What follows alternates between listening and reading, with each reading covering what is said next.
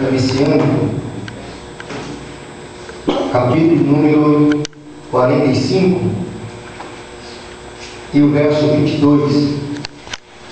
Eu quero aqui externar minha alegria, estar aqui pela segunda vez, nesse propósito, o segundo pela campanha. Tenho certeza que será bênção para nós. Glória a Jesus. Também quero agradecer ao pastor pela confiança de nos ter permitido estarmos aqui com os irmãos nesses 3 dias. Que Deus possa continuar abençoando o pastor e todo o ministério dessa igreja. Também quero aqui agradecer ao nosso irmão Adenilson e a sua esposa. Falaram que vinham amanhã, mas aprove a Deus trazer hoje. E eu me alegro com a sua presença. E é recíproca a nossa amizade. Você me pediu para ser amigo e eu pode ter certeza. Você ganhou um lugar no meu coração para a glória de Deus. Capítulo de número 45 e o verso 22. Amém, irmãos? Amém. Quero também aqui tornar minha alegria externa pela vida do meu sogro. O sogro é bênção na minha vida. Se não fosse meu sogro, não teria minha esposa. É bênção na minha vida. Glória a Deus. Glória a Jesus. Diz assim o verso 22: olhai para mim e sereis salvos, vós todo o termo da terra, porque eu sou Deus e não há outro. Amém? Podemos assentar em nome do Senhor Jesus. Não vou, como eu falei aos irmãos ontem, minha intenção não é trazer uma mensagem de um cunho escatológico, teológico, profundo. Não, eu quero falar de uma linguagem bem simples, que os não possam entender e que os não possam ser abençoados. Tocou no meu coração esse versículo no dia de hoje, eu fiquei meditando, e eu até fiz alguns trocadilhos, aonde eu disse: olhai para mim quem? É o Senhor dizendo, nós devemos olhar para Ele. E por que olhar para Ele? Porque quando olhamos para Ele, nós alcançamos a nossa salvação.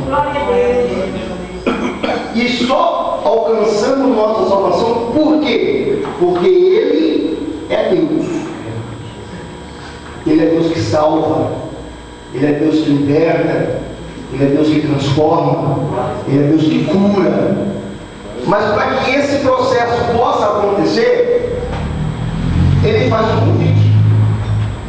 E o convite é: olhai para mim. É verdade que no dia a dia da nossa vida nós somos tentados a olhar para diversas direções. Não é assim? Nós vemos a dificuldade se levantando, nós já começamos a imaginar o fim da dificuldade como um monstro, nos sucumbindo. E nós tiramos os olhos do Senhor e começamos a olhar para a dificuldade. Tem um desacerto, tem um problema a ser solucionado, nós somos tentados a tirar os olhos do Senhor e a focar ao problema. Quando estava lendo esse texto aqui, eu me recordei de um outro texto, no livro de Números, no capítulo 21, do verso 1 ao 9, conta-nos uma história, que os filhos de Israel, ele teve uma guerra, e nessa guerra ele perdeu a batalha, e alguns dos filhos de Israel foram levados cativo. Aí eles voltaram a Deus um voto: Senhor, se o Senhor entregar este povo nas nossas mãos, e nós vamos exterminar totalmente, não vamos poupar ninguém. Foi o voto que eles fizeram, Senhor: nos dá este povo nas nossas mãos, e nós vamos exterminá-los, não vamos deixar ninguém vivo. E o Senhor agradou o propósito da coração de Israel, porque aquele povo era inimigo de Israel e inimigo dos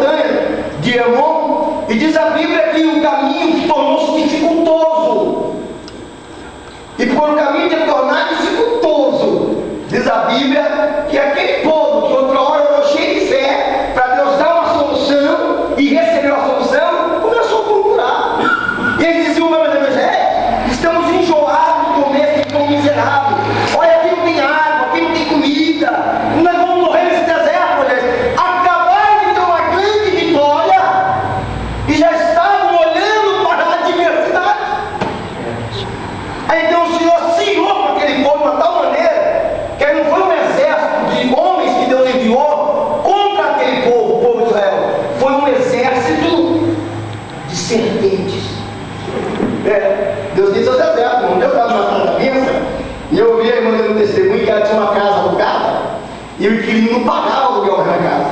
E estava destruindo a casa. E aí ela estava uma luta querendo a casa, não dava a casa. Ela foi orar ao Senhor: Senhor, tem misericórdia, envia o seu exército, dá vitória, e dá vitória. E nada o inquilino resolver a situação de entregar a casa para a mãe, nem pagar o aluguel. E aí, um dia notadamente Deus ouve e fala: minha serva, estou enviando o exército naquela casa e vou te dar vitória. Passou alguns dias, ela foi lá na casa, porque não recebia mais contato do inquilino. Deixa eu olhar, o portão estava aberto, a casa estava aberta, e ela entrou, não tinha móvel nenhum. E ela falou: mas isso, o que aconteceu? Foram embora e nem me notificaram. Aí ela foi para a oração: mas o que aconteceu? Eu falei: eu enviei o exército. Sabe qual foi o exército dos irmãos, irmão? Formiga. Tinha formiga no arroz, formiga no feijão, formiga no café, formiga na cama, formiga na geladeira. Aleluia! Mas foi embora. Deus tem os seus exércitos. E esse exército do Senhor nessa história aqui foi serpentes. Serpentes abrasadoras. Amém. E começou a morder o povo, irmão. E o povo começou a morrer. E aí o povo lembrou-se que tinha pecado contra Deus, tinha irritado o Senhor, tinha desviado o seu olhar do Deus amoroso, Deus de providência. E aí eles foram até Moisés: Moisés, pecamos contra Deus, pecamos contra você. Ora, Deus intercede por nós. E Moisés, como sempre, um intercessor, homem de Deus, levantado para tirar aquele povo, foi para a oração. E o Senhor disse: Moisés, realmente eles me irritaram. Realmente eles me provocaram ainda, me provocaram o zelo. Mas é o seguinte: você vai fabricar uma serpente de metal, uma serpente de bronze, de cobre. Vai colocar essa serpente em uma haste e vai levantar essa serpente no meio do deserto, no meio do arraial, e vai pregar a seguinte mensagem: todos que forem mordidos pela serpente abrasadoras e olharem para essa serpente de metal serão curados. Glória a Deus. Glória a Deus. Interessante, irmão, que eu observo que Deus não pede nada difícil para nós. Esse dia eu estava vindo para cá, pastor, eu estava vindo para cá para falarmos da campanha, e nós fazemos aqui em cima no posto da caixa d'água. Tinha um rapaz, mais alguns só companheiros, com uma baita, uma cruz nas costas, com certeza estava lá Aparecida, lá, não sei para onde, pagar algum tipo de promessa. E o que é que o Senhor pede de nós? Que nós simplesmente olhamos para Ele. O Senhor disse: olha, meu Deus, se o povo olhar para a serpente, mas um olhar de fé, um olhar acreditando que dele emana a solução, emana a cura, emana a salvação, emana a libertação. Todos olhamos para Ele, como o servo olha para a mão do Senhor, acreditando que a providência vem da mão do seu Senhor. Pode ter certeza, a salvação chega, o milagre chega, a cura chega. O que o Senhor pede de você essa noite é: olha para mim. Mais nada. Glória a Deus. Enquanto estivermos olhando para Jesus, que é o autor e consumador da nossa fé, pode ter certeza que nós vamos avançando de vitória em vitória, de glória em glória, e o nome do Senhor na nossa vida, na nossa história, na nossa família é glorificado. Eu não vou entrar aqui em detalhe porque Deus deu Moisés uma serpente, não vou entrar nesse detalhe. Então nós sabemos que Jesus usou esse tipo, sendo ele o antitipo. Ele disse: olha, assim como Moisés levantou uma serpente lá no deserto, importa que o Filho do Homem seja levantado. Hoje não olhar para a serpente de bronze, hoje olhando para Jesus, aquele que foi levantado no Calvário, derramou o teu sangue. Quando foi furado ao lado, saiu água e sangue, comprovando que pelo sangue ele nos torna herdeiros dos céus, e pela água ele nos purifica e nos faz mais que vencedores. Nós devemos olhar para Jesus. Ele aquela serpente que foi levantada no deserto, simbolizava que Jesus seria levantado um dia para nos dar a eterna redenção, para nos dar a eterna salvação, para nos dar vitória através do seu sacrifício. Para nós poder orar, eu me lembro de uma outra história. No Evangelho de Mateus, capítulo de número 14, a partir do verso 22, conta que depois que Jesus multiplicou pães, ele diz aos discípulos: pega o barquinho e vai para o outro lado. Eu vou despedir a multidão e vou orar. Ele despediu a multidão, subiu ao monte orar, e na quarta vigília, presta atenção, Jesus gostava de orar. Você quer ter vitória? Vitória só tem um jeito: é no altar da oração. E outra coisa, é orar em nome de Jesus. Não é Paulo, não é Silas, não é Pedro, não é João, é Jesus que garante a nossa vitória. Verdade. E Jesus deu exemplo, tendo comunhão com o Pai. Ele subiu para o monte orar. Vamos falar aí que era umas 6 horas da tarde. Isso era a primeira vigília da noite, começava às 6 horas. E era na quarta vigília. O povo de Israel dividia a noite em 4 vigílias. A primeira vigília das 6 às 9, a segunda das 9 à meia-noite, a terceira da meia-noite às 3 e a quarta das 3 às 6. Aí o dia dividia em hora. A primeira hora era às 7 horas da manhã. Segunda hora é assim, até chegar a hora 10ª, que era 5 horas da tarde, vinha a primeira vigília. Então Jesus subiu para orar no começo da primeira vigília. Despediu a multidão e foi para o monte. Irmão, o início da quarta vigília. Era umas 3 horas da madrugada, quando Jesus vai ter com seus discípulos. E diz a Bíblia que os discípulos passaram a tarde e a noite remando para chegar do outro lado, porque o Senhor tinha dado uma ordem para eles: vá para o outro lado. Era uma ordem de Jesus para eles do outro lado. E eles estavam tentando cumprir a ordem de Jesus já havia muito tempo, remando, e o vento era o contrário. Na quarta vigília, Jesus veio sobre as águas, encontro com os seus discípulos. E diz a Bíblia que quando os discípulos vêem aquela figura andando sobre as águas, ele com medo de glória, é fantasma. E Jesus disse: não temas. Jesus fala: eu sou eu, não temas. E aí Pedro diz: é o Senhor mesmo? Se é o Senhor, manda que eu vou ter contigo sobre as águas. E Jesus disse: vem. Glória a Deus. Pedro desceu da embarcação, desceu do barco, e enquanto ele estava olhando para Jesus, enquanto o seu olhar estava fixo em Jesus, ele estava andando sobre as águas. Para quem nesta noite você está olhando? Está olhando para os ventos? Para as ondas? Você está olhando para o tamanho do seu problema? Ou você está olhando para Jesus? Se o seu olhar está para a circunstância, eu te convido essa noite a mudar o seu olhar.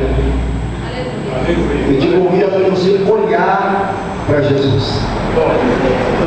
Voltar a sua atenção para Ele.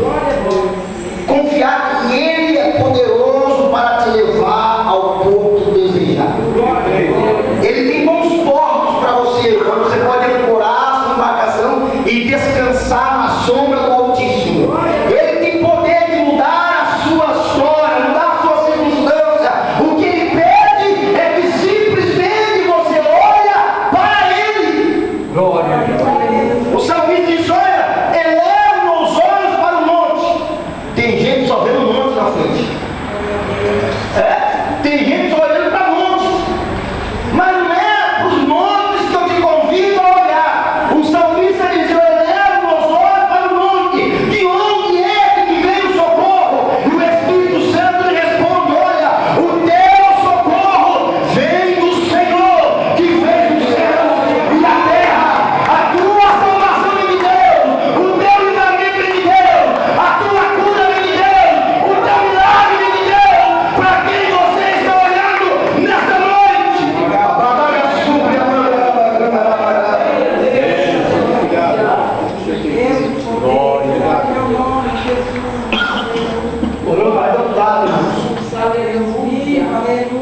Olhando para nossos, as mulheres olham para os esposos, não tem como, Jesus. Quando é que aconteceu? O esposo olha para a esposa de misericórdia. Olha para os filhos, e os filhos andando por caminhos que eles escolhem, buscar tristeza, penal, para coisa. Senhor, eles olham essa noite: ó, olha para mim. Alguns pregadores dizem: ó, irmão, larga o seu problema lá fora. Esse lá fora é o seu problema. Eu não Porque eu deixei que você disse lá fora, você leva embora. Quer uma prova disso? Larguei meu carro e foi embora, eu peguei ele embora. Não vou largar meu carro aí. Então não deixe esse problema lá fora. Eu aconselho você a trazer o seu problema como um altar de Deus. Quando você coloca o problema no altar de Deus, irmão, pode ter certeza. Jesus entra com providência. Você vai embora e o problema que aqui é o altar de Deus. Glória a Deus. E Ele vai trabalhando por você. Glória a Deus. Governo no seu favor. Imagino. Aí como eu falei antes, em alguns casos você coloca a vontade de Deus, mas não acontece. Fica até assustado. Outros casos, parece que nada aconteceu. Mas fica tranquilo. Eu falei ontem, Deus repetiu hoje. Quando estamos em silêncio, ou quando Deus está em silêncio, Ele continua trabalhando. Deus está movendo as águas em seu favor. Deus está movendo em favor da sua família. Deus está movendo em favor da sua casa. Olha, até aqui o Satanás se levantou contra você. Olha, eu vou destruir, olha, eu vou acabar. Mas nesta noite, se você olhar para Jesus, não haverá encantamento, não haverá praga, não haverá maldição, porque sobre a sua vida repousará a bênção, a presença, a gloriosa, poderosa unção de Deus. Glória a Deus. Glória a Deus. Obrigado. Obrigado, meu Senhor.